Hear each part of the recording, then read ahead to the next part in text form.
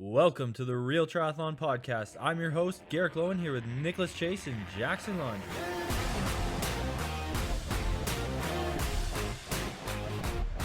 Welcome back. We just took a quick break between Jackson and Marc. Maybe we'll air this first, actually, so maybe we're going to hear them after. I don't even know how Garrick's going to do it. So we'll just get into this lovely episode with Tamara and Lesley Smith. So first and foremost, ladies, I do want to get through your individual race experiences, and then we can talk about race dynamics unfolding as a collective and the broadcast, the venue, all that stuff. But first and foremost, I loved watching you two out there. It was great.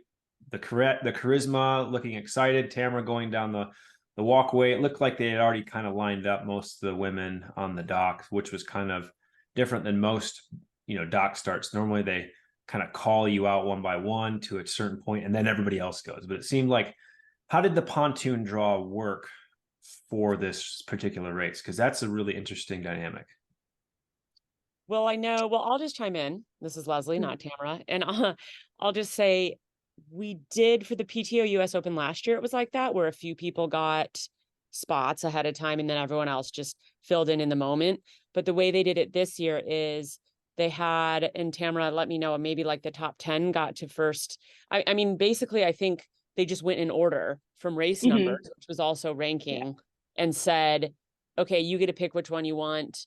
And they just went one by one. So by the time it got to me, I think there were like 5 or 6 spots still open. So I just picked the one closest to the middle that was still open. Yeah, I'm assuming, I think the race numbers were based on whatever their current rankings are, I assume. And then it was just in that order. We submitted them on a spreadsheet to Dylan, and then got a list, I guess, before the start of what everyone had picked. But you could see, whoever had to pick first just got to pick, and then you could see whoever had picked before you, what was left and where you wanted to go. And I guess this is the first time where they've locked it in before the race, as opposed to having 5 to 10 people picking and then the rest of the people choosing as they're called up. I'm not sure that it really makes a difference. It was just interesting because it's not typical, but I think it made the race starting a lot faster. It was like the top 10 get called out, and then you're in the hands of the starter and you're gone. So I do appreciate the way they get the broadcast going. The women's race and the men's race were like two different books of triathlon. The women's race, in terms of the swim specifically, was like broken up into multiple groups of 1s and 2s. Women taking completely different lines and trajectories out front. How did you feel being in the mix in terms of situational awareness and where the hell am I actually? Yeah, I really liked the swim course. I think that was kind of the highlight of the courses here for me. The sighting was really good with the lighting at that time of day and the bridge in the middle of it, and it was a really fun atmosphere. There was a great crowd around the run out and the start. I could notice you could see as you were starting, I could tell that there were weird different groups of women, as you can kind of see in the film of it, taking different lines to that first buoy right off the start. I could kind of tell in the water that was happening. It was maybe a little confusing for a moment, being whoops, who has the right idea here in terms of where they're going. And then I could tell that I was swimming with Jocelyn and Kat pretty early on, and there was just a group ahead of us we were trying to get on the feet of that I guess none of us really quite could, which was a little frustrating. But then they were a good group of 2 other people to swim with, and I think on the second lap we caught Jeannie as well. So I was overall happy with that, and we could work together. It was kind of funny. Jocelyn McCauley on the Australian exit, starting the second lap, was yelling instructions to me and Kat about how we needed to work better to try to catch more people, and that we were not drafting in an efficient way to benefit the whole group. That was kind of I think in the end she was right, we should have organized it the way that she was telling us to, but in the moment it's a little bit okay, let's just get back in the water. Yeah, we did see from the footage, there were a lot of women swimming side by side, which is counterproductive versus dropping back to the feet. You want to break the hip. So that's probably what Jocelyn was trying to do, right? Yeah, no, completely. She wanted us to be swimming in a line to try to be faster together as a group, as opposed to I think swimming beside is better if you're kind of like fending for yourself, but not if you're trying to catch a group ahead of you. Yeah. Leslie, what was your experience? That's funny because I had a very similar experience. Only my group of four-ish people was just behind Tamara's group of four-ish people, who was behind another group of four. Like it was like a bunch of like medium to small groups, it seemed like. And I had, if you believe in self-fulfilling prophecies, I'd keep doing it with my swim starts. Like I just got dove in and I was like, yay, a clean swim start. And then somehow like three people were swimming over me. So I literally just stopped for just a split second, looked up, I saw Jackie Herring's pink sleeves. And I was like, I'm just going to head in that direction because it's, it's a bright color that's easy to see. And then it just kept kind of breaking up. And I could tell who I was with, her and Sky and Maya. I don't know if I'm saying her name correctly, so apologies if I'm not. But it was us four pretty much the entire time. And Tamara, we could see your group up there, but it was kind of just one of those things you couldn't quite, bridge up.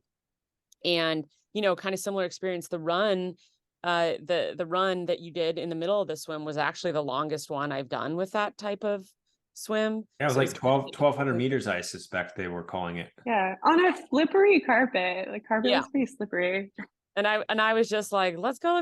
Like I said something like that to just kind of cheer everyone on, and then had a terrible dive back in, but whatever, it didn't matter.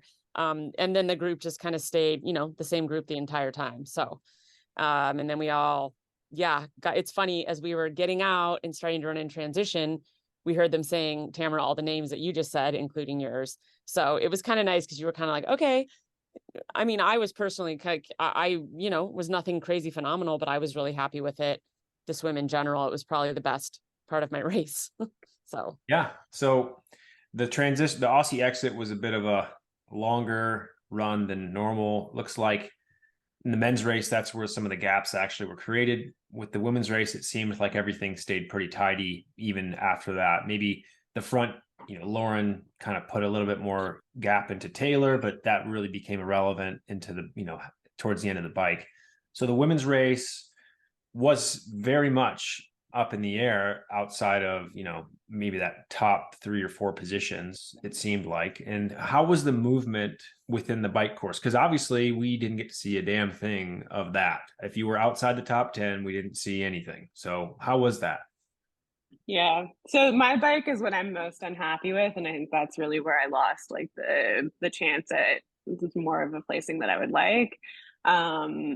It was so different from Ibiza, actually. Like the bike just spread out so much more. And I haven't yet gone back to like look at the footage. I want to take a careful look at it to try to understand why that happened, like whether it was partly just like Taylor being so strong out at the front, but I don't know, Ibiza had obviously some very strong cyclists too, I felt like the gaps that were opening up just kept getting bigger and bigger and bigger, and I felt like I just wasn't pushing quite the power that I'm capable of now, but I wasn't not trying. It was kind of not horrible, but there were a few like key points where I needed to go with someone, and I was trying to, and I just like couldn't quite make it work. So the first one was trying to get out of transition with Kat and trying to stay more with that group of women,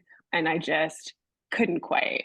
And then when Sky passed me, I was like, okay, perfect. I just have to like keep her in contact. And I just couldn't quite. And I was a little surprised. It was like just kind of a little disconcerting as it was happening. And I don't know, it just wasn't my day on the bike. I find those 7-lap courses kind of challenging too. My cornering isn't like horrible, but it's not good either. And that kind of gets to me a little bit, I think. And I just get I don't know. I don't like 7 laps, so it's something I need to work on.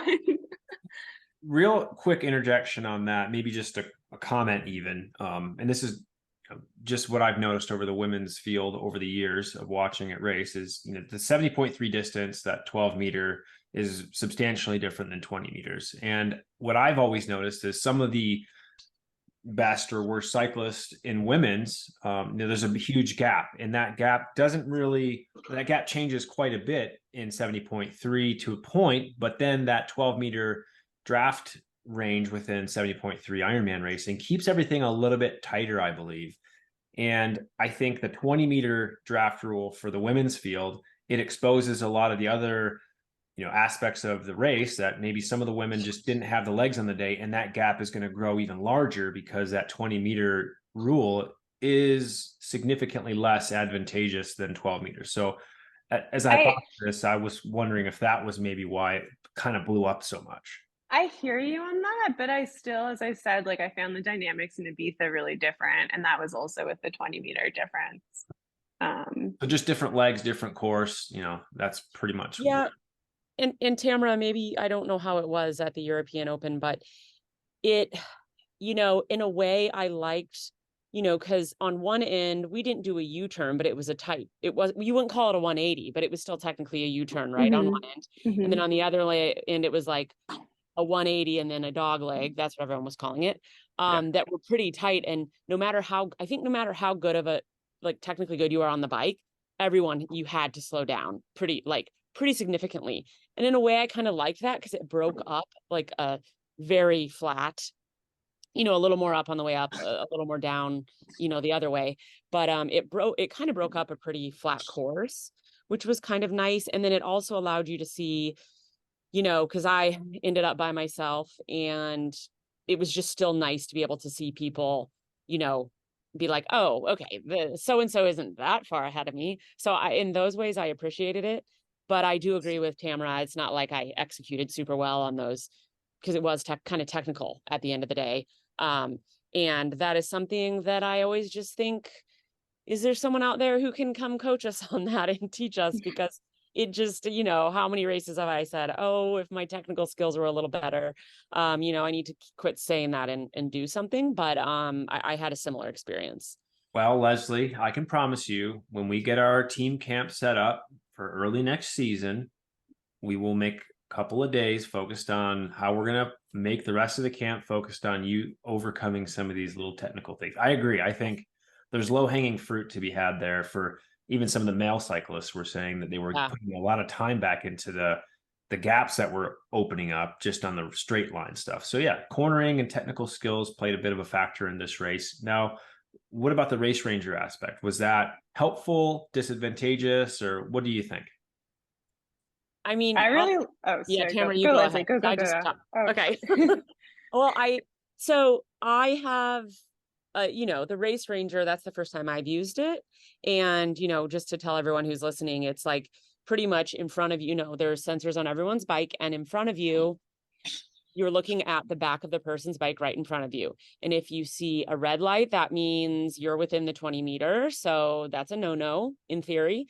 And then if it is blue, then it's like 20 to 22. And then there's yellow when you're like 22 to 25 meters. So you have those three lights. And, I really love what Race Ranger is doing. And I think it's awesome that we had it there. And I hope that it just keeps getting used more and more in the sport, and that they get even more data that they can use. In this race, it was pretty much, perhaps the officials looked at it, but I felt like it was a lot for us to be able to tell where we were at. And, I had a little trouble because if someone passed me, which a few people did, I would see the red and I would start getting paranoid, when really like, that's okay, because there's still time for that person to move ahead of me. And then I just had a lot of trouble like staying in that blue area. I was seeing a lot of red and yellow going in and out. So, but overall, I think it was great. And I guess, I hope it just gets utilized more and more. And like I said, it'd even be cool to see, data afterwards of like, who was in the red the most. I don't know, not to pick individual people out, but it would be interesting to see. No, I agree. I think that is why Race Ranger is there, is to collect data that we can use to see how well are we doing as athletes to ride as legal and fair as possible. And if there are large infractions in the 1 to 2 minute range of people who've been in that red time, then that should be hypothetically added back to their race time to a certain percentage.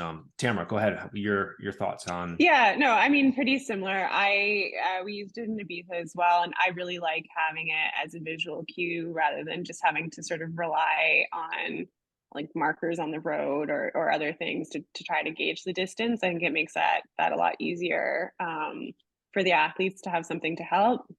But definitely the delays, like it doesn't kind of switch right away. There is a bit of a delay in terms of where you're at and when the light will switch. And I do find like trying to be very respectful of the distance that can make you fall further back than 20 meters pretty quickly a lot. And it's I don't know, just work in progress to try, I think for me to try to like gauge exactly where to stay without like losing more contact than what you're allowed to have by that 20-meter distance. And obviously each athlete seems to like ride a slightly different line with that. And so everyone's kind of figuring out the technology. But yeah, I think it's helpful. I think it would be nice if there is sort of like more use of it by the officials over time. I heard there was even like I think the commentators a little bit of discussion about officials trying to discuss like when they felt it was relevant to look at the race ranger lights and when it wasn't, and it felt like maybe some of that's still being sorted out a little bit. But I think it's a great thing overall. We did talk about it earlier that PTO is kind of notorious for like deciding when it's good to call penalties. And they've kind of had a little bit of a hand in that matter, which in, obviously all of our opinions probably shouldn't be an opportunity they should be able to have. Yeah, I remember from Edmonton, I think Charles Adamo was quoted, I don't know the exact quote, but it was something along the lines of penalty calling procedures and all that jazz. I think that's kind of the gist I heard. I know this is all new technology. It's all for reference, but I didn't see any position penalties called on the bikes, I don't think. But I did see Jan Frodeno throw his swim skin after he crossed the mountain line to an official and was not penalized, and nobody else was really.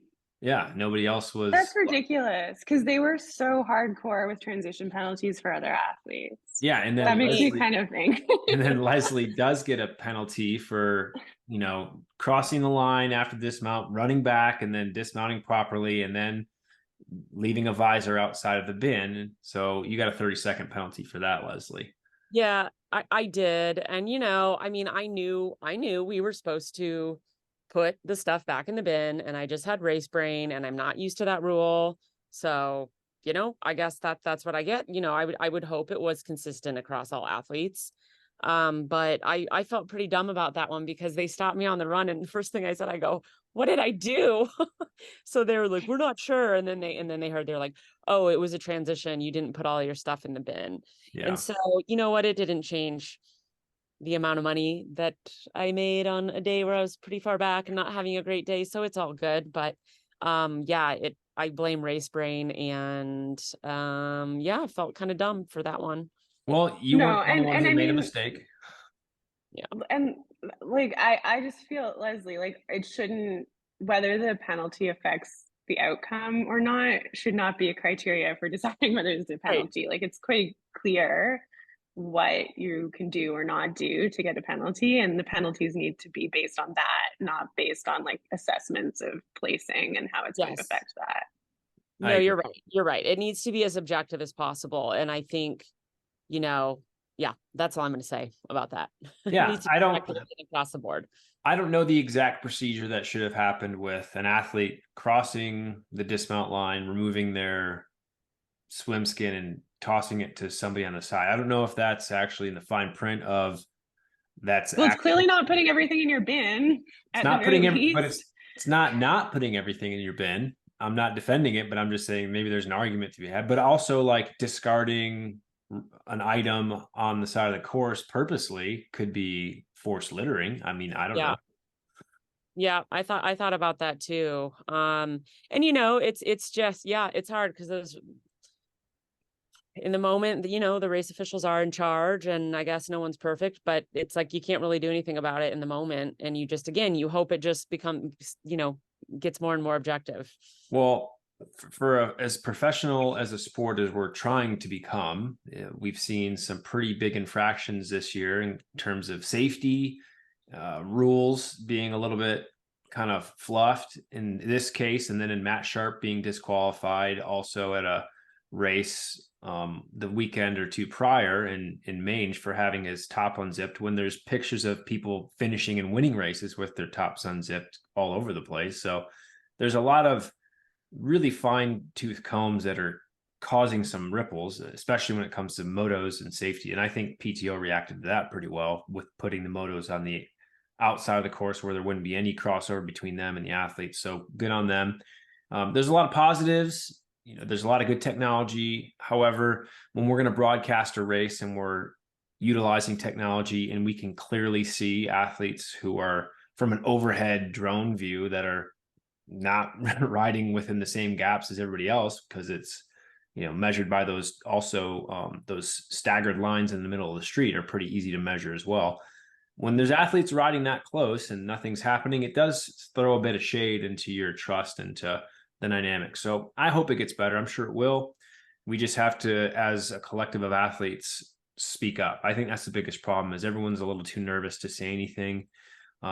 But that's just a bit of a soapbox moment for me. Moving into the rest of your races, of course, Lesley had to serve a penalty. Tamara, we were all hoping that you would be able to run your way into the top 10. So amazing, amazing work. What did that feel like coming off the bike? Were you getting splits? Did you know a deficit? And what kind of mentality did you take into that run? It was a little hard coming off the bike. Because the race was so spread out, it sort of took a while to get little patches of people to focus on. So a lot of the run felt pretty lonely. And I just find when you're in that state, it's a little bit like you just have to try on faith to get the best out of yourself. Sometimes with not obviously like some friendly spectator cheering at one side of the course, and Chris was there giving me splits, particularly to Sky, who I did catch at the very end, who was sort of like my goal for a lot of the run to try to catch. So that was a little more exciting for me at the end, because she was running actually pretty well too. So, No doubt. running her Was down impressed. took work. Yeah. So thank goodness. I was so grateful to her for that. She really helped me through what was otherwise a bit of a tough and lonely run. It's a pretty course.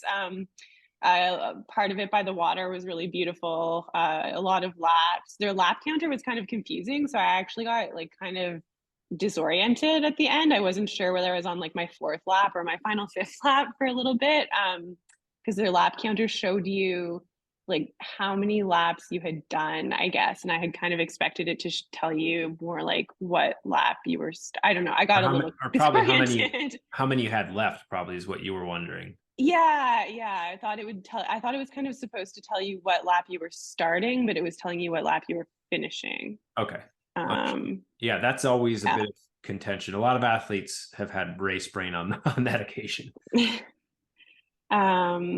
So yeah, I don't know. And I think I'm not unhappy with 10th, but it's my second best result in a PTO Open. If I had run that last year, I would have been very happy with it, but I just really want to keep leveling up this year. And I felt like Ibiza went a lot better for me overall. And so it just I felt a little mixed. It was a little I don't think this is bad, but it's not my celebration day either. So it's, I don't know, just a little, I don't know, medium feelings in the finish. Yeah, to be expected. You didn't have the best bike legs you wanted. You were wanting more, and then you had to really wonder where the hell you were going to end up, because there's probably not a lot of information out there, and it felt really lonely. So that's tough. And that's why when we talk about even what Jason West did, it was just mind blowing that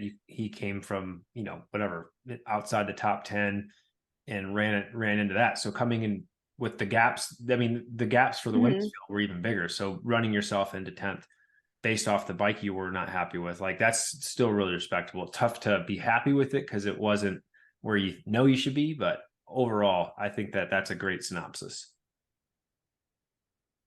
Well, should I chime in with not so good, not so well, Lesley, just before you downsize all your your greatness.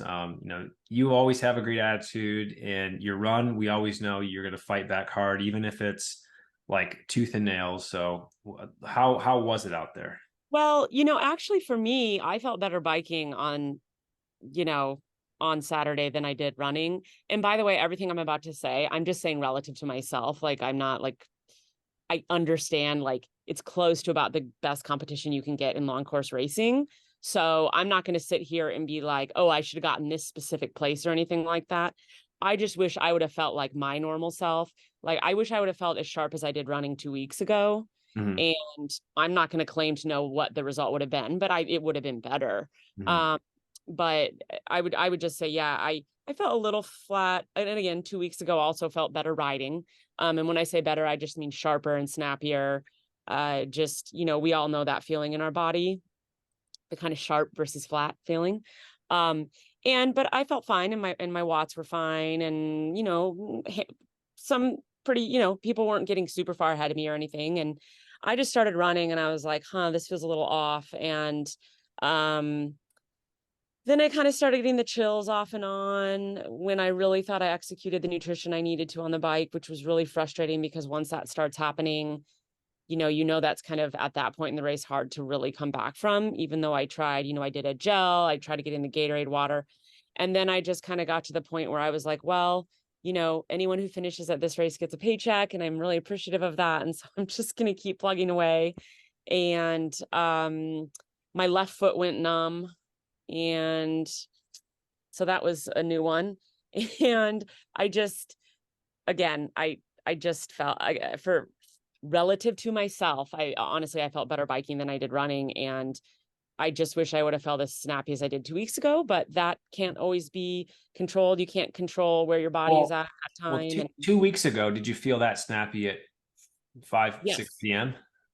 Oh, you're right. No, I did. It was in the morning. How did It that was late start affect everybody? Yeah, felt I weird just to know have for the me, sun going down while we were finishing. yeah.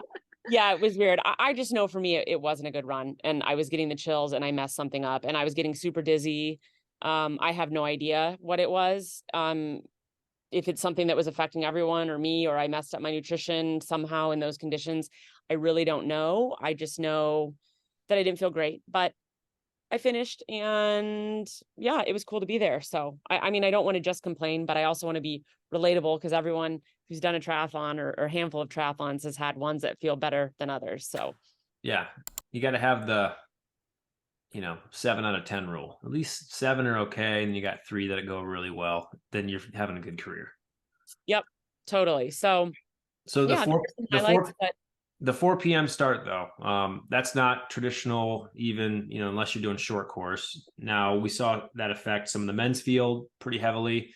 It didn't seem like the women at the maybe top 5 or top 4 were really experiencing as much, but we couldn't really see again what was happening in beyond that. We didn't see any moves or any people fading back fast. And was there any comments maybe after the race that women were having any issues due to that start time?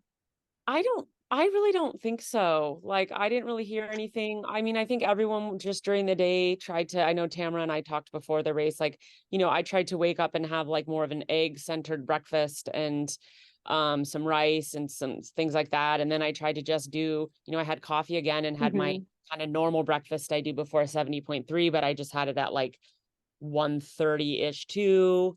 And I tried to be drinking electrolytes throughout the day. And sorry, I'm not just trying to get into my details, but I just don't know that the start time, it didn't really bother me. I don't really think it affected me. Like I just said, I mean, who knows?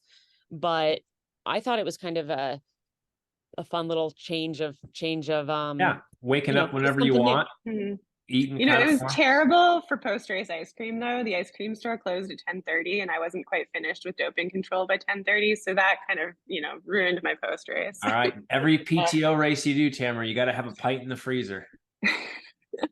That's okay. We got very good ice cream the next day, but it just yes. That was not ideal. Yeah, I didn't sleep really until like 3 a.m. from the Yeah. caffeine during the race. But whatever, the race was Yeah. over, so who cares? Yeah, I've seen a lot of the similar posts. So in terms of, I think we've all gotten it out in the air that PTO is still elevating the sport. Appreciate all the hard work. They're clearly, they're a business. They've got to make money. So the age group race seemed like it went off really well. The commentators and the broadcast loved seeing Rennie out there. Loved parts of what Jack Kelly was doing. Did you both watch the men's race? Yeah, I watched it off and on throughout the day, and I actually really appreciated it. I was bummed because I liked how last year we got to be done and then go hang out and watch the men and eat the food in the VIP tent, But I actually thought it was good race prep to be able to watch it. And Tamara, maybe you felt the same way. And I told Rennie this when I saw her after the race. I was like, she does such an amazing job, and that would be really difficult. That's a long time to be commentating on something. And yeah, I think she does. Well, her and Jack did well too, because They did well together. Yeah. he would kind of be like fact grabbing and saying all this stuff like every pro triathlete he's talking about is their best friend, and then Rennie would be like, I'm not sure about that. Like I liked the information on both sides. I like the speculation. I didn't necessarily appreciate that the race was kind of already predetermined right after maybe the Aussie exit for the men. It was like, oh, this is the race, this is what's going to happen. Women's race was a little bit harder to get that way, but for sure the front runners were getting pumped up pretty hard. What did you all feel on the men's race, and would you like to see that same situation again? I think something I thought was a little funny, I swear that they were calling Marc yawn for a little bit when he first got out of the water. I think that he was the first like regular swim cap to get out of the water, and which I think they were green or something like that. I was on site because I watched the men swim and then part of the bike before I had to go to the airport to pick up my coach Suzanne, and like they corrected it eventually, but right at first I was like, okay, Marc's gonna be one of the first people, and they're like, first like green swim cap, it's yawn, and I'm like, I think that's an RTS suit. So I don't know if I just heard them wrong, but I was laughing at them a little bit for that until they did figure out who Marc was eventually. Yeah, they got Marc. He got his 5 minutes of fame leading the swim. That was a gem. But yeah, and definitely there was a bit of like, okay, Christian's out of the water in fourth, and now he's gonna like, I don't know, for sure be first or second, or which obviously just is an understanding. Like I think what Jason did was like excellent and an amazing day for him, but not 100. It shouldn't have been completely unexpected. Like it was a possibility. So no one should be trying to call a triathlon on the like first leg of it like that. Yeah. But also they do have to talk for a long time. Yeah. And I'm sure it's really, really hard to I'm not find saying, good filler for that. I'm not saying I'd be the best at it either. Obviously, I still mess up even on this level. So I get it. It's not easy. But I think the men's race versus the women's race, the men just, I think, try to kill each other on the bike, and then we don't run. Like the run, most guys will either do pretty well or just straight up blow up and kind of have subpar races. I think the tactic nature of the men's race is just so bike heavy right now. In the women's race, you all seem to really stay within yourselves more, pace a little bit more strategically, and I really love watching the women's race more than the men's race sometimes. Yeah, that's an interesting observation. And I think maybe, yeah, that is a difference. And I do think, and Nick, I've probably said this to you a lot, but I think that, especially in fields where there are fewer women, maybe women, because more women just kind of end up doing their own thing. Yeah. And being like, and I know as someone who has ended up in no man's land a bunch, no woman's land a bunch. At that point, you just kind of have to just stay present, look at your own power meter, and just kind of stay in touch with how you're feeling and do your own thing. And I think, yeah, more women end up doing that in a race than men, if I had to say. Yeah. And you can end up with a great result, even if the bike doesn't go well. I mean, we've all had pretty good runs off of pretty terrible bikes, and they've either ended on a podium or just meh. So anything can happen. Mm-hmm. Yeah, that's a great point. Both of you, well, Lesley, you're not going to 70.3 Worlds. Am I correct? Correct. I am not. Okay. Tamara No will be. Yeah. I And you're leave not, on Friday. so yeah, you're getting over there early, not going to do the, what is it? Singapore Asian Open? Is Yeah. that? No way. Thank goodness.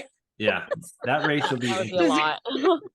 The bike, because as I keep saying, I'm not the hugest fan of these like many laps on the bike, which I just need to learn to. Like, I'm sure I can get over that. It's just not what originally attracted me to triathlon bike courses. But Singapore, it's 8 laps, and I think the lows have been like 32 degrees Celsius, which you'll brutal. have to translate to Fahrenheit, but it's very hot. Yeah, Very hot and humid. So I think it could be like a cool experience, like as some kind of focus, but not like a week before Worlds thrown in there. Do we know of anyone who's doing all three, both PTO Yeah, and there are a Finland? bunch. I know for sure. Ellie Salthouse and Anne Reichman, who was Okay. eighth on Saturday. They both are. Anne was saying like she's just never been to Asia and it was a really cool opportunity. And at first she thought that it sounded insane to try. And I'm like kind of the opposite. I guess my whole support team was like, no way, do not do that. But her whole support team was like, you must take advantage of this cool opportunity. So it's interesting to see Yeah. what people are deciding. And you bring up a good point. I think that it would, because I got a roll down invite to Singapore, but the tickets right at this point are like really ridiculous. But for these things, like I'm sure it would be a cool experience to go to Singapore and to race there no matter what. But I think in triathlon with these race trips and the race travel, you're just kind of constantly trying to balance out, even if it's a cool experience, how much stress is too much stress yeah. from the travel Yeah. and the time changes. No, and What such a race am I good doing point with after like that? the financial stress from the travel as Yes, well for totally. something And that big. so it's constantly this weighing out these variables game I have found when it comes to races and traveling, because most people aren't just, other than Nick with St. George and me for Boulder, most of the time you're traveling for a race. So Which is also another point. We don't have to talk about it a lot. The $100,000 first place, $50,000 second, $30,000 or $35,000 third. Is that roll down appropriate? And is that a good move for triathlon to have just that mega $100,000 purse available as a statement piece, or should that funnel down a little bit more? Maybe it's a $50,000 first place, and then second and third are a little bit more close, and then it goes. I mean, how do you feel about that? Okay. My honest feelings on this, I really hate it. I hate what they've done with it this year. And I can understand wanting, I mean, I I think it's great to like reward the podium really significantly. And it's amazing the prize purses they've been able to put together compared to what has been in the norm in the sport. And so that part is great.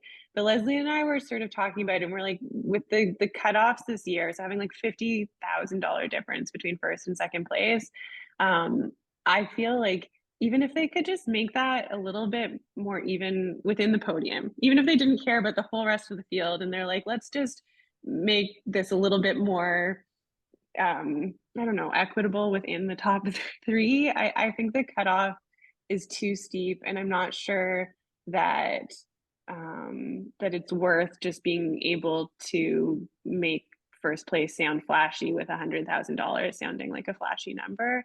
I really loved the atmosphere at especially Edmonton last year, where the prize purse went so much deeper and everyone there was so grateful for that and just felt so supported because What they're was it at Edmonton? Do you recall? I forget, but I think I made like $13,000 for 13th place. I think the difference between first and second place, it was like $100,000 for first and 75,000 for second. So it was still, like obviously still a big difference there, but just not quite as extreme. But And the that was money went pretty was that $1 deep million down purse for through. that one though? Yes, it was a bigger prize purse. So, but I just think, um, yeah, but people were so grateful, and it can be such a precarious sport to make a living in. So just, yeah, I don't know. I don't really like the direction they've gone with it. I personally would rather that first place made a bit less, but still a huge amount, and that everyone got just a little bit more through the field, or at least that second place got a little bit more. Yeah, I can't put myself directly in those shoes. I haven't been on that $100,000 podium and asking if I would be okay taking $50,000 away from that so that the rest of my athletes underneath me could, have their expenses paid a little bit more. I mean, I think personally for me, I'd be okay with that. Now, I'm not everybody.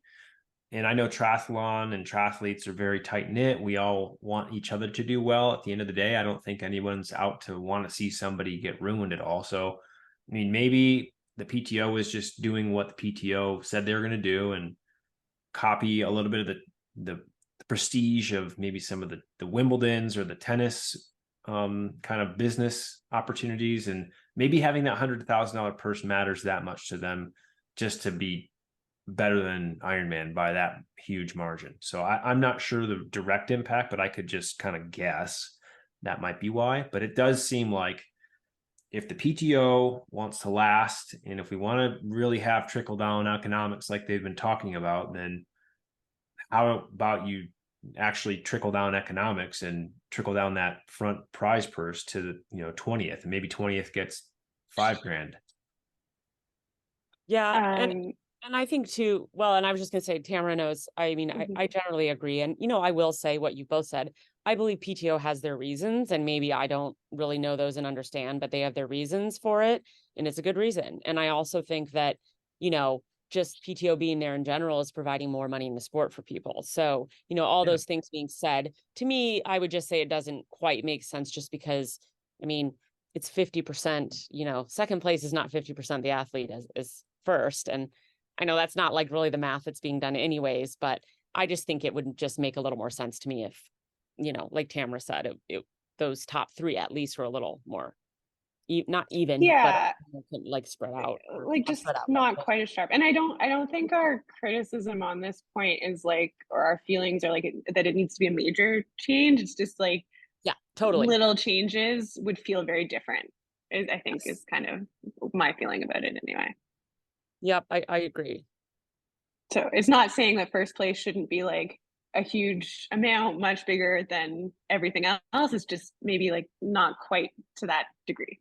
Of course. I mean, we're part of this athlete or owned organization, quote unquote, but it'd be nice to have, dogs. But I think, Nick, I was kind of telling you this before, like I don't think that my feelings on this would change if I was in a different placing in the race. So like my dream is to be like having the miracle day where I place first and I'm still giving you this opinion, not the day where I came 10th and I'm giving you this opinion, because I think I don't know, for me, I don't think it would change depending on where I'm ending up in that placing. It's I don't know, something that I feel just concerned about in terms of sort of like the ethos of the sport and ways that long course triathlon is I don't know, has been like nice as a sports community for me, or things that I kind of see in it that I've valued before. Yeah, I think it's like anything. Just because it's growing and there's more money and people are getting paid more doesn't mean it's a perfect system, doesn't mean there might be more, but does that mean it's better or appropriated for the longevity of everybody, or just for the top 5 that the PTO wants to contract to only race for them, and to, are the rich in the sport only meant to get more? It's all that stuff. So yeah, just hold on, my door is gonna close. Just a couple. Oh, they're back.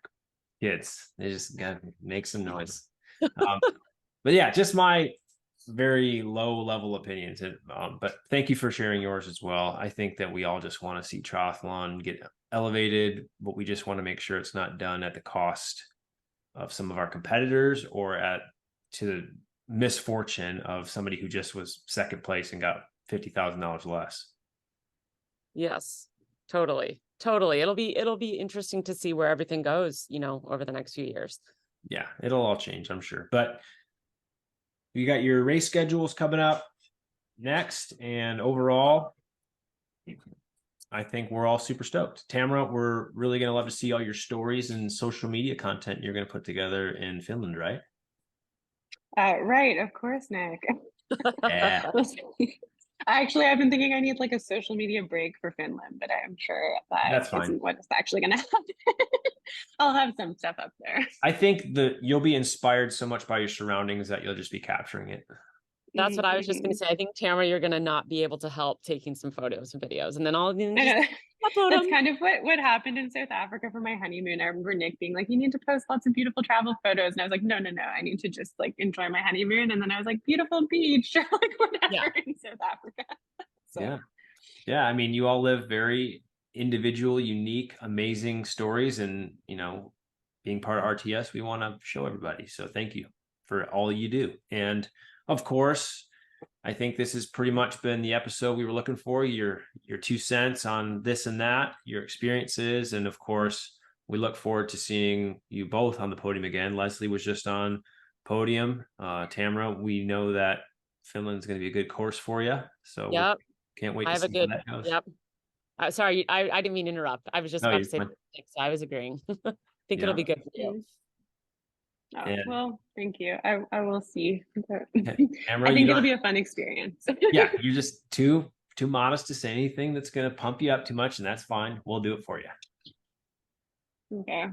Thank you. Yeah, I don't know. 10th feels humbling. So I think it'll be a good, it was like a good, I don't know, mid-season rest buster for me. Hopefully that'll send some good fuel with me to Finland. I think it will. I think you'll be pissed off at some point and really take it out on somebody. Sorry, Chris. All right. So yeah, good episode. Anything else, ladies? Cool. Not really. I mean, I think we covered a lot, and it was an interesting experience being there. So glad we got to chat about it. Yeah. Okay. So thanks a bunch. Yeah. Oh, I guess just last thing, like positive thing about the event, like the atmosphere in Milwaukee was awesome. I think it was, up there with Edmonton. I thought had a really good atmosphere, and just like, Dallas was so hot last year. No one wanted to be outside watching a triathlon, and the crowd support in Milwaukee was really nice, and they have a beautiful waterfront. So I really enjoyed that part of that event. I agreed. I think I loved watching it and seeing people out. I saw some RTS shirts out there too that I had never recognized those folks. So that was great to see some team support. And in the future, what my goal is to anybody who like SAGs or homestays or anything for any of our pro athletes, we're going to have a special care package sent to you that, a special shirt with a badge of honor. It just says, I proudly supported a RTS pro. So that's going to be something I want to institute next year to say thank you to all the people who support us. So maybe even get a coffee mug. I don't know. I got to see if my kids will make some more of those, because I bought all the supplies, but the coffee mugs aren't getting made. So we'll see what I got to do for that. I've still been waiting for my coffee mug. So thank you for the update on that. We're going to get those coffee mugs real quick, I think. So don't you worry. But yeah, that's coming down the pipe. And in the meantime, thanks a ton for listening. And peace out.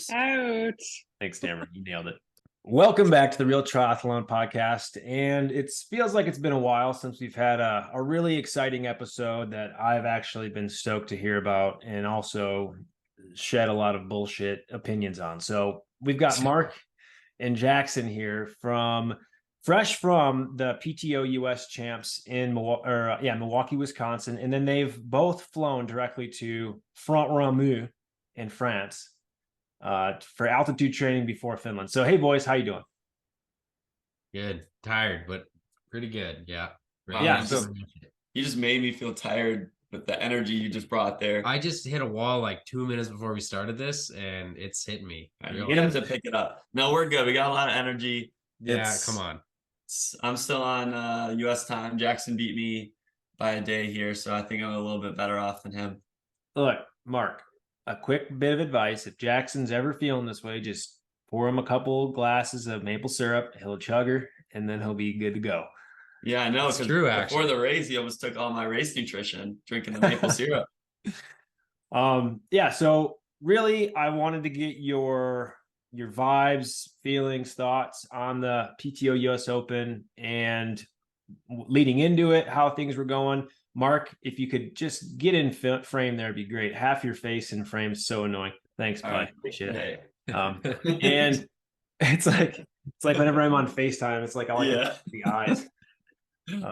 But I want to kind of just get your whatever happened, good, bad, ugly, talk shit. I've got some opinions about what I saw from the broadcast because I was watching it like crazy. So yeah, Jackson, you'll have a shorter story since you got sick. So let's hear yours. I got sick the day before the race a little bit. I was telling Mark about it and he was like, no, this can't be happening. And then because we were staying together, and then the day of the race is when I started feeling a little worse, and I was still optimistic that it might not affect me because I was a little bit sick at Worlds last year too, and then I did have a good race. So I kind of thought, okay, let's just not worry about it. It'll probably be fine. And then it wasn't fine. I had a good swim, but it just kind of went downhill from there. The bike, I just struggled from the beginning to kind of push what I normally could. And I was just about like 30 watts off to 40 even from what I should have been able to do or have done in races already. So that was a bit discouraging, but I was still able to kind of stay with that big group and thought, okay, maybe I'll recover, so somehow feel good on the run. And then that didn't happen either. So 2K into the run, I just all of a sudden started feeling a little like lightheaded and dizzy and just not well, a little nauseous. And I thought, okay, this isn't going to be worth it. Like all of a sudden my pace dropped, like went down to like slower than 4-minute pace for sure. Everyone just like took off and it felt like I hadn't like done anything different. So I knew something was off. So I just pulled the plug and decided to get a bit quicker recovery, which I think was smart because I was already starting to feel better the next day. Whereas if I pushed through that 18K run, it definitely would have set me back a bit. So unfortunate, but I'll be ready to hit the training harder for Worlds. Okay, a couple questions real quick. I couldn't tell really where the hell anybody was because they only showed really the top 10 most of the time on the ticker. How did you come out of the water and how did you feel about that, like overall swim performance?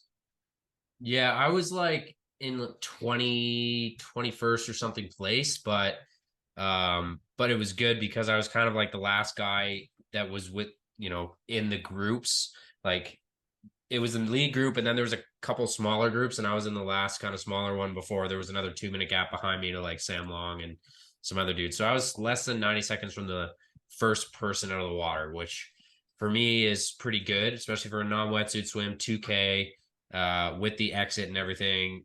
I felt good about that. Even though I physically didn't feel great in the swim, I feel like I've gotten my efficiency kind of back over the last couple of months. So that was a positive. And then, yeah, I was kind of like right with Bradley Weiss and Ditlev even. Ditlev was just ahead of me, but I passed him in transition, and then he didn't pass me for like 5 minutes on the bike. So I think he was kind of slow getting his shoes on or something. 5 minutes. Yeah, which So I mean 2 laps. 5 minutes. No, like we got on the bikes together.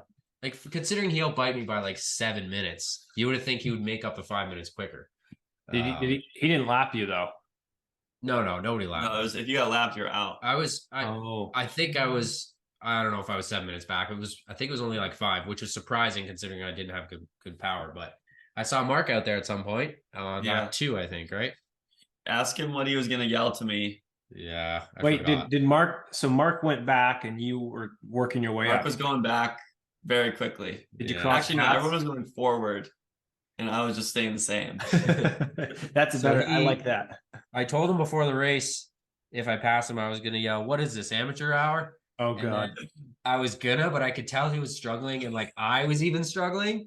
And then I also kind of forgot the exact words, and I was just gonna end up saying something rude. So I was just like, "Nah." And it's funny when he passed me. That's exactly what went through my head. I was like, "God damn it, amateur hour over here." You're like, he can't even say it. He's so disappointed. Right. I just know. It's tough, but yeah, it was the interesting dynamic with the race ranger. It was kind of weird. It was like the lights would blink red. Like some people would have their light blinking red for longer than others, but like everyone's light went on at some point. And some people just would ride with it on for like 20 or 30 seconds and not get a penalty, even though the official was there. So I don't know why, but they just decided not to call penalties. So that was weird, but most Well, of the time that's not actually weird because the PTO has notoriously not called penalties. That's true, actually. But I would say 75% of the time I was further than even the yellow light, and the yellow light or orange light is like up to 28 meters, is it?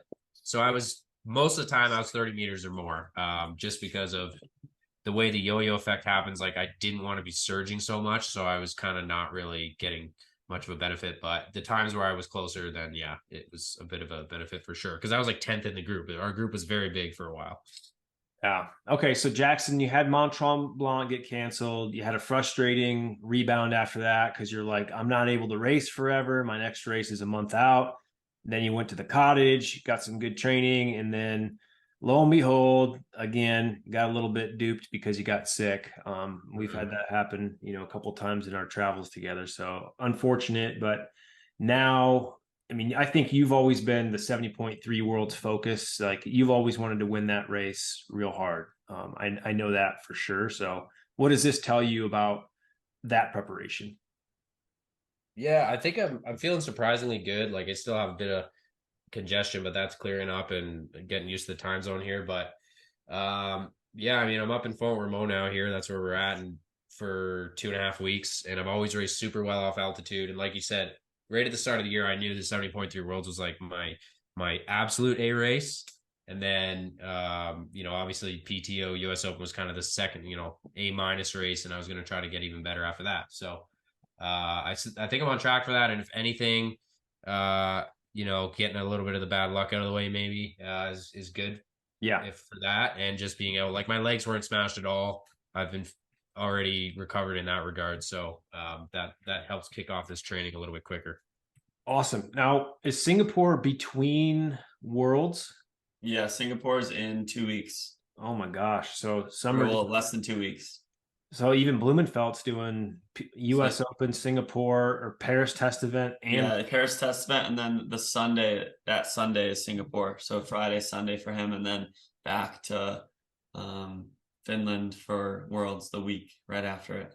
That's gnarly. Okay, I want to talk about some of the other athletes and dynamics, but Mark, before we get too far into that, I'd love to hear about what you went through physically, emotionally. We saw your 2 minutes of fame leading the swim there right off the bat. That was exponentially awesome. Thank you for sending it. But how hard was that takeoff? It looked furious. No, it actually wasn't too bad. So What? the pontoon draw was an interesting aspect of the race that I wasn't really ready for. I thought we'd just they'd call out the top 10 and then everyone else just kind of rush to the spots. But they ended up doing it through WhatsApp because we ran out of time at the pro briefing. So I had a little bit of time to think because they just sent me the people who had already picked. It was going by world ranking, I think. And honestly, the people who were left were all the good swimmers. So I was like, okay, it's not bad to be next to good swimmers, but usually you want to be next to the worst swimmers. Yeah. So they're really big water. And then with an in-water start, yeah, you definitely don't want to be next to big people. But with a dive, I knew just having a swim background, I would be kind of better off with the dive start. Wait, just so we don't get canceled, what did you mean by big people? Oh shoot, yeah, sorry. So big Mets and big unit. Okay, that's a good example. So the taller fellers. Right. So I ended up starting in between them, but I was pretty confident I could get away from them pretty quick, just simply because of the dive. Yeah. So I gave it, it was hard. It's not like I didn't go hard, but I think because I was in the middle, I also had the most direct line. Okay. So I had a little bit of a benefit there. Not that it was that far off from the outside, because there was only 30 of us, but there was a little left to right current too. And I noticed that in the swim warm-up, so I was able to kind of correct that as I was sprinting away. Yeah, there were a couple times when it looked like some of the right side buoy guys were going to get pushed to the right of the actual buoy, but so they had to correct heavily. So women's race, just a little current from the wind. Yeah. But yeah, I gave it a little, and then Aaron Royal came around me after the bridge. So I think at 350 or 400 meters, and then just jumped on his feet, and he was moving. I mean, that honestly was harder than the start for me. Yeah. Was staying on his feet because he was still definitely putting in a little surge to hopefully snap the elastic of the group.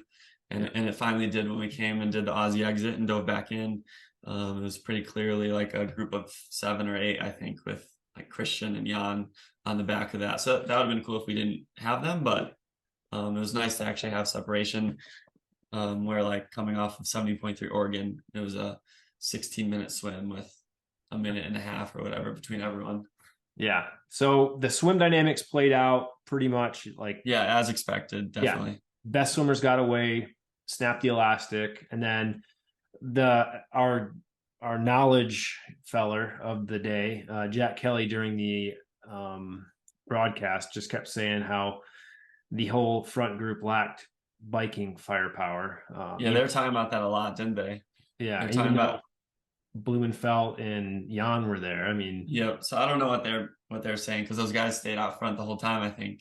yeah, they were. were- So we'll talk more about the Jack Kelly stuff later. But you got onto the bike. How hard was that effort to just even for the first 5-6 minutes of trying to be like, all right, let's see what we got? Yeah, I mean that's kind of what I knew I needed to do. That was my race. Was a bike race for me. If I wanted like kind of another breakthrough race, I just gave everything on the bike. That's why I didn't really push the swim anymore. And I just felt pretty flat, which sucked. Yeah.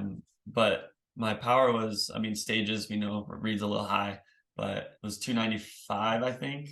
I actually just texted my coach to confirm because I saw two different numbers for some reason. It was 285, so even lower. Did you say you think it reads high or low? Stages reads high, I Interesting. think. Most athletes I coach, stages does. I mean, it's been from 10 Unless to I'm really, 50 really plus. aero, which I don't think I am. I mean, you're skinny, man. You got the Jan Frodeno build, so you're pretty aero just based on body type. Yeah. So 285 is definitely really low. I was shooting the whole 310, but I just like felt pretty terrible the whole time. And then when Jackson's group passed me, I just tried sticking on the back of it or wherever I was, and it just happened to be on the back. I think it was a lap and a half only that I stayed on. It was super surgy.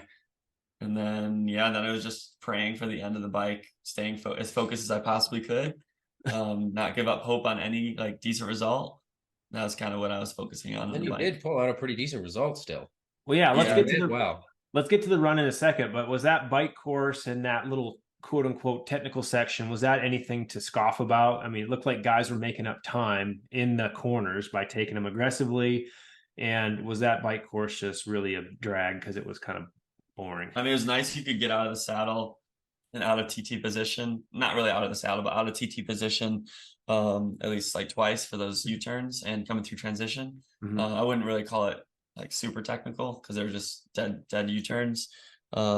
Transition area was pretty uneven, which sucked. Like the lead into the transition area was probably the worst road on the course, and that's when you're coming in pretty hot over it.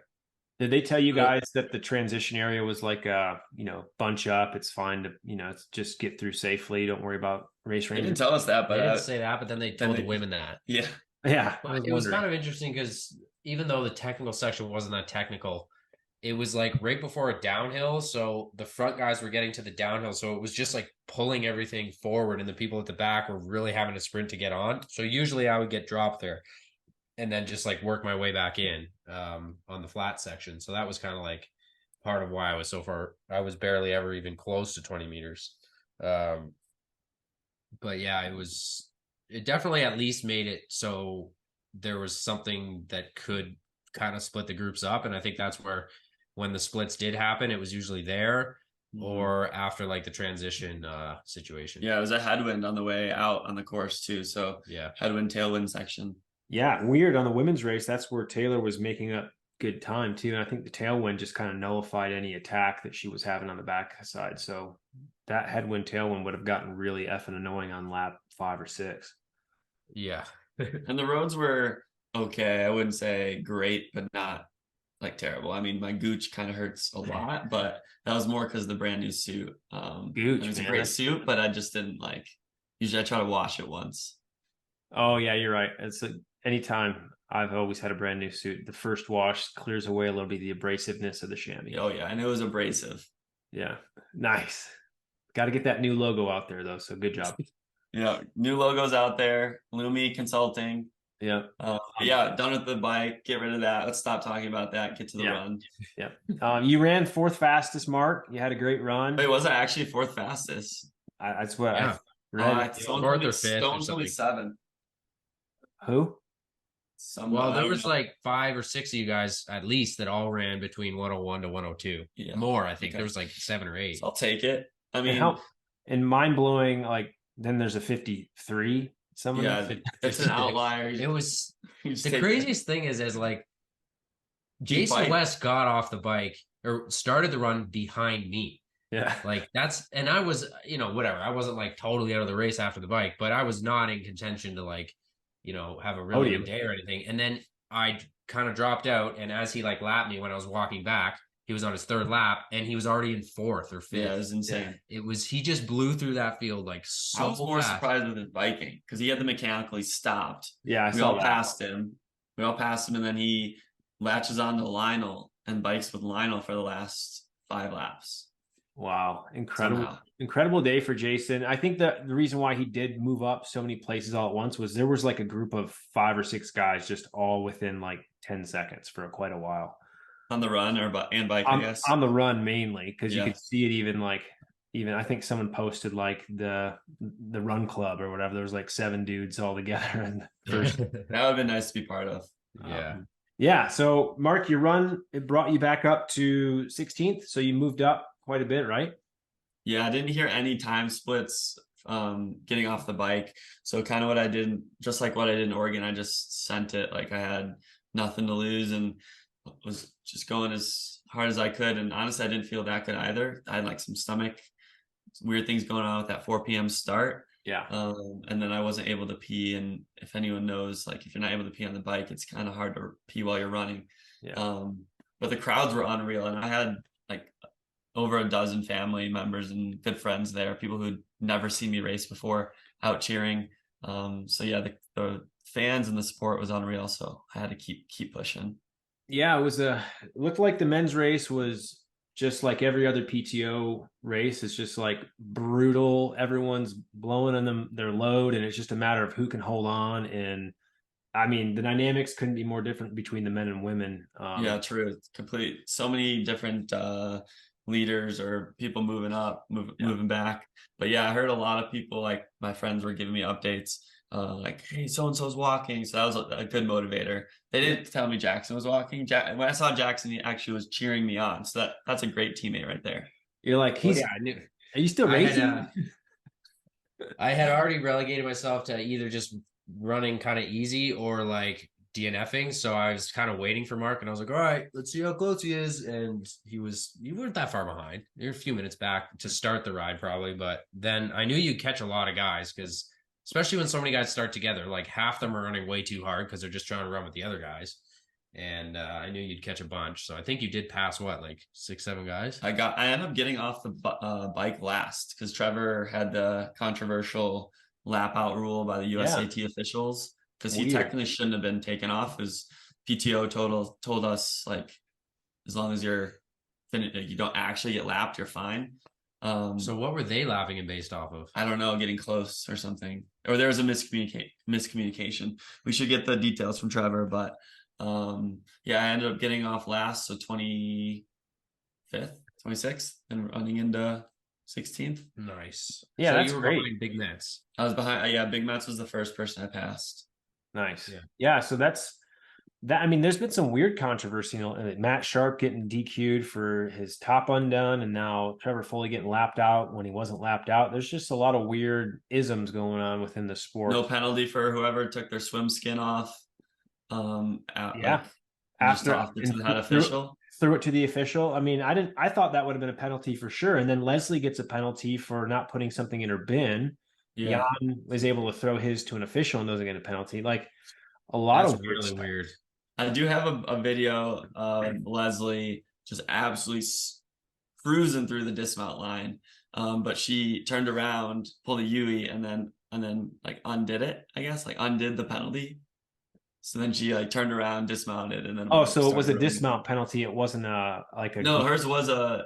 And then she also didn't put it in the bin properly. No, she like took away her own penalty because she like did a U-turn. But what was it? Oh, it was a swim skin she didn't put in the bin? No, it's a visor for running. Well, we'll get her take on that. If you keep listening, we'll have Tamara and Lesley on next. But A lot of weird, the race was really fun to watch if you wanted to see like 4 people the entire race and have no effing clue where anybody else was outside the top 10. So that was a bit fun but frustrating. Like, come on, PTO, watch a Formula One race and you'll see every move is captured. Everyone talks about it for like 2 seconds. Oh, by the way, Jackson Laundry just moved up into whatever. Mark's running himself into contention. Yeah, we were talking about this, how they should have cameras on like 1, 2, and 3, like they kind of already do, and then have a moving camera with people telling like, hey, Jackson's moving up. Let's get a quick camera on him to get that. Or if we're going to continue to do these multi-lap courses, which we probably are, have a stationary. Have a stationary, exactly. And then maybe these laps aren't the best for the athletes, but if this is what gives us more viewership and gets more sponsors, then I'm willing to do 7, 8, 9, 10 laps for that reason. Yeah, I don't think the laps are as much of a problem. I think it's how they're portraying the race dynamics in a very entertaining way. I mean, they were clearly picking their favorite. We're going to put them on screen and talk the most about them. And it was like Jack Kelly pretty much predicting Ditlev winning immediately and then having to like backpedal 4 or 5 times. Yeah. I did watch almost the whole women's race, and I do feel that he has great insight, but then he almost seems to say what he thinks is going to happen as if it's like a given in a sense. Where it's really supposed to be quite neutral. In my opinion, for good commentary, just to say, oh, well, this is what has happened in the past, like maybe just leave it at that.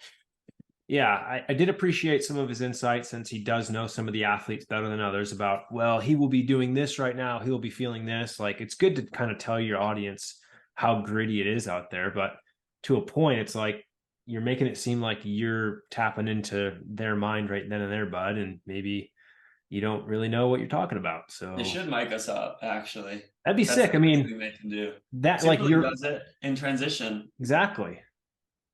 I think they should do that. Ask us something. How you feeling, Jackson? What would you have said going on the I'm run? really fucked. On the run? Picture it. What would you say right now? Jackson, how are you feeling right now? I'm hoping to rally here. I struggled a bit on the bike. There you go. And then if like you would have put it on Ditlev, he would have been like, I really got a crap. So apparently someone yelled. Were you telling me this about Christian? Someone yelling to Christian on the run course? Oh yeah, so there was some drama with a fan. Christian stopped for a cramp, and then some fan said, oh, it's just mental. Like you just don't think about it. And then he just starts ripping into him and just swearing at him and stuff. That's awesome. Swearing at the fan. Yeah. You could see Christian was so just distraught and pissed and like when he latched onto Jason, I was like, how is this possible based off of that's what I was thinking. I'm like, how the hell is this physically possible? Turns his brain off and just like, I don't even know, goes to a deep dark place for as long as he possibly can. That was a level of tenacity that you've not seen too often. Like somebody who's really been there, lost it, and then it's like, fuck this, I'm just gonna completely tear myself a new one just to survive. And he held it together so well. Yeah, and that's why he has the results he has. Yeah, that was pretty impressive.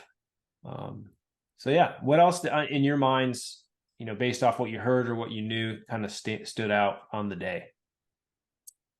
I'm still not that happy with 16th, but just to give my low bike power a bit of, or my bike split, I guess, a bit of, not respect, but just like how people blew up. So knowing that the bike was so freaking hard for a lot of people, makes me feel a bit better. But of course, I want to be in that group, because if I was in, I don't want to play the if games. But did Oregon smash you a bit? No, I felt super strong there. Okay, I didn't know if afterwards you were like, maybe took 10% of your legs. Yeah, I don't know. Just this long course biking doesn't take it out of my legs too much.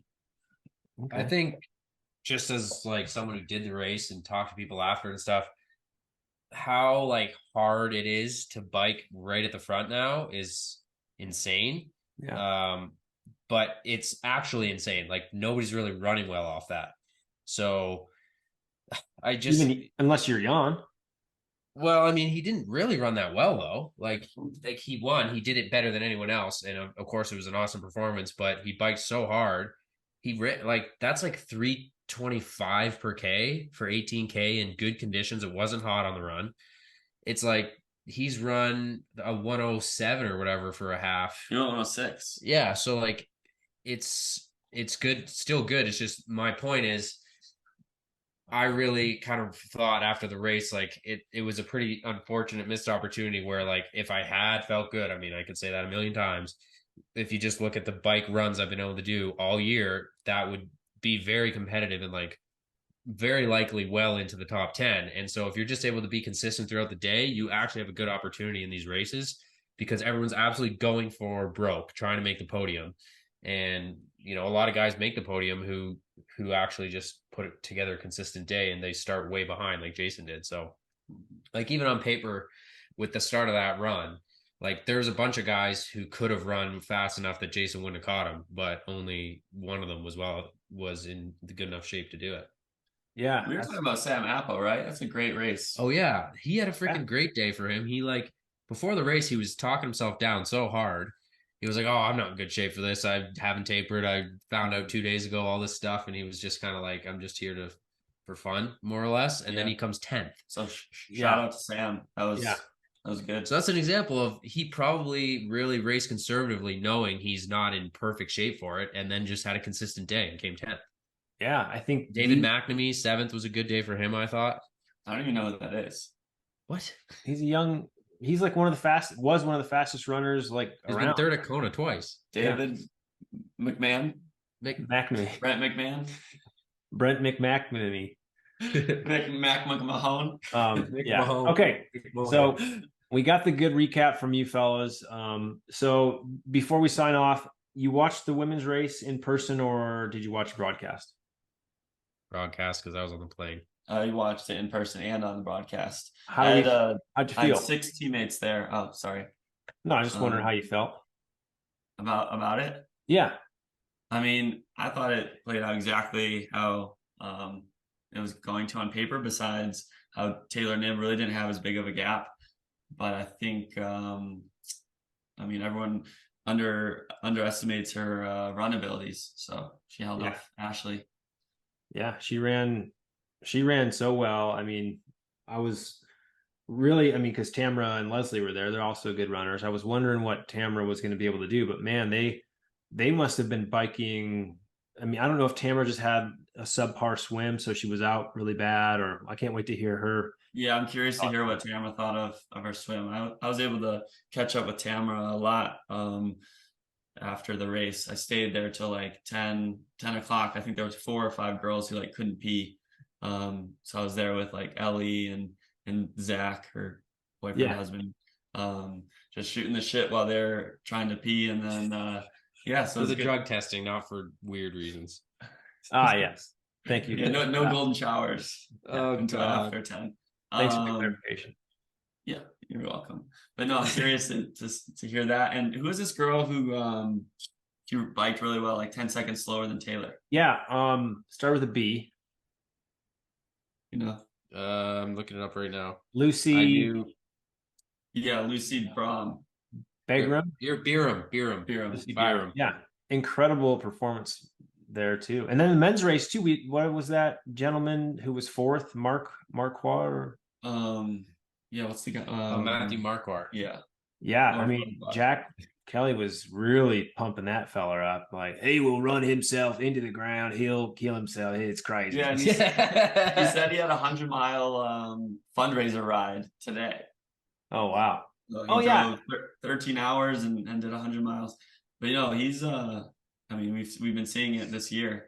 He did Ironman Texas and biked with. No. This is a different guy, not Matthew Marquardt, who was I think 10th. Oh, sorry, Mathis whatever. Magrier. Oh, it's Magrier. You're right. Yeah, it's Magrier, not Marquardt. Marquardt still did biked great. really well too. I feel like.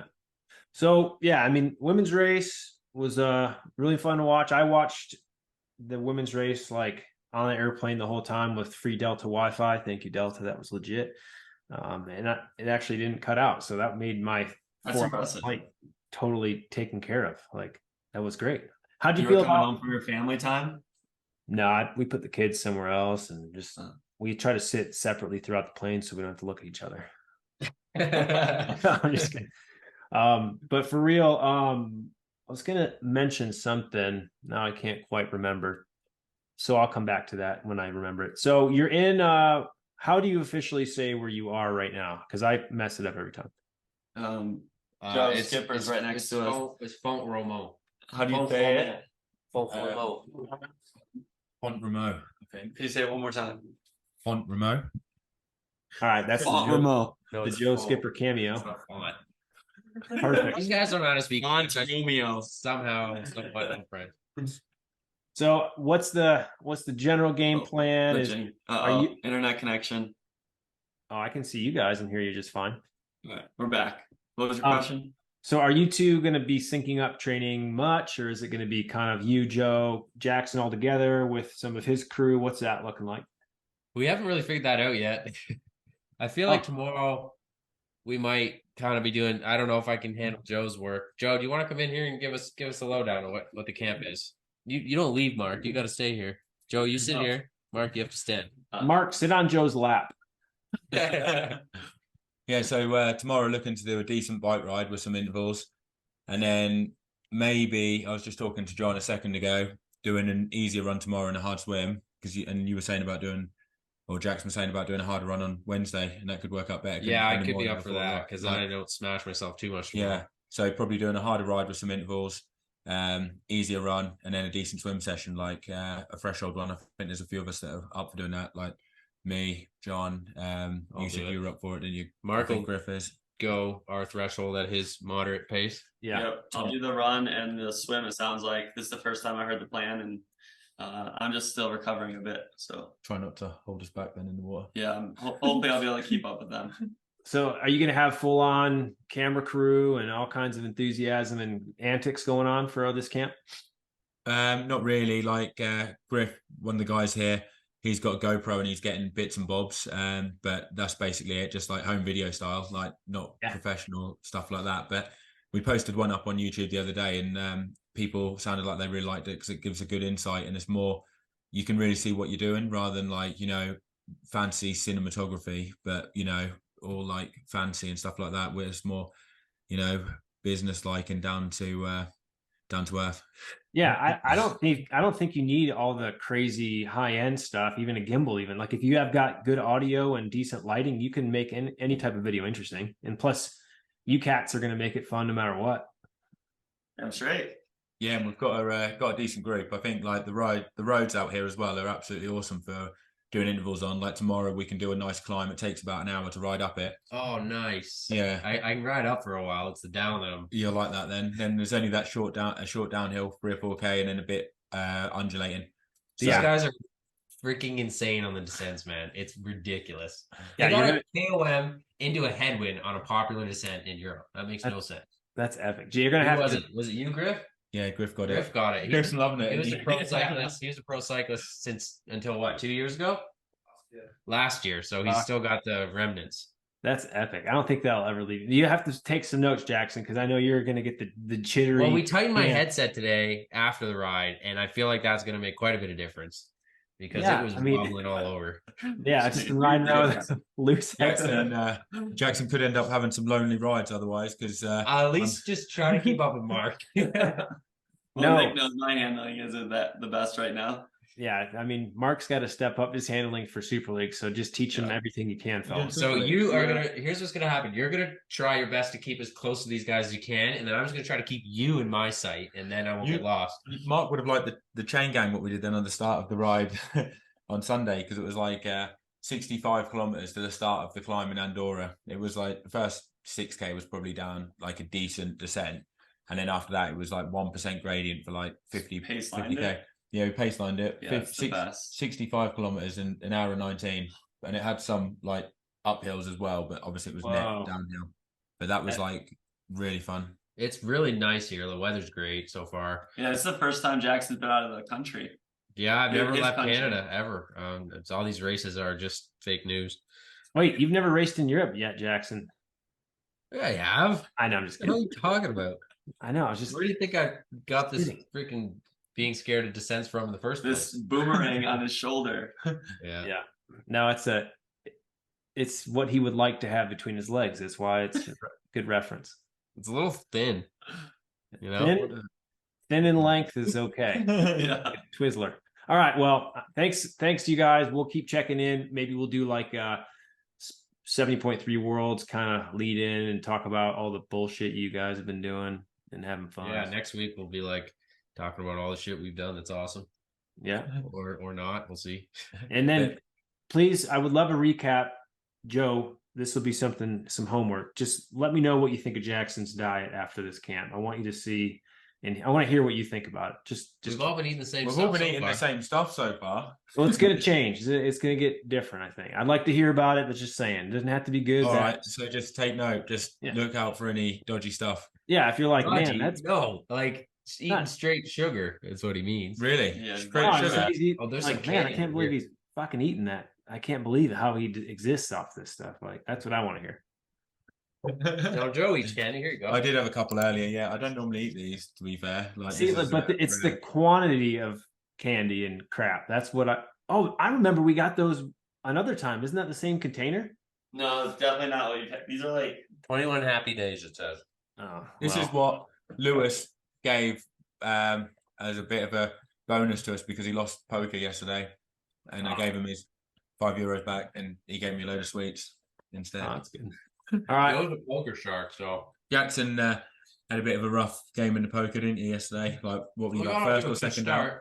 No, I was third out, I think. He thought I was. I bluffed him the first time, and then the second time he thought I had nothing, and that was all she wrote. Yeah, that's pretty much what happened. Yeah. case closed. Oh man, you guys are gonna have so much fun. So yeah, thanks for coming on. I know it's getting late. You're tired, so I appreciate the time. And yeah, rest up, have fun, and whatever. Don't crash. Don't do anything you wouldn't do. Yeah, Mark, don't do anything cool, Mark. You're already cool enough. Yeah, already cool enough. All right, remember that. All right, guys. See you later. Yeah. See ya. Peace.